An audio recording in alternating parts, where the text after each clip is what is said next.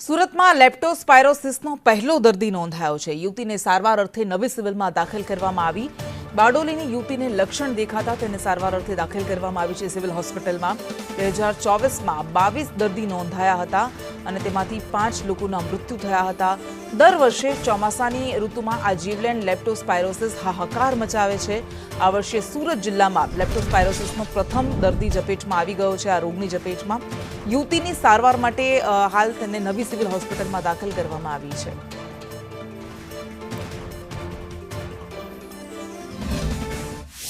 સોમવારના રોજ બારડોલીથી એક મહિલા દર્દી આપણે ત્યાં સસ્પેક્ટેડ લેપ્ટોસ્પાયરોસિસ તરીકે એડમિટ થયેલ।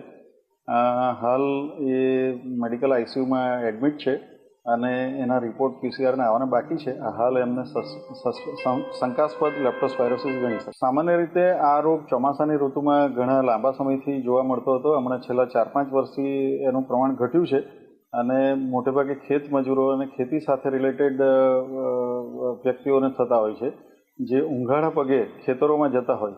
મોસ્ટલી જૂન જુલાઈમાં જ્યારે ભાતની રોપણી થતી હોય, ડાંગરની રોપણી થતી હોય તે વખતે એના જંતુઓ પગના પેલા છારા દ્વારા શરીરમાં જતા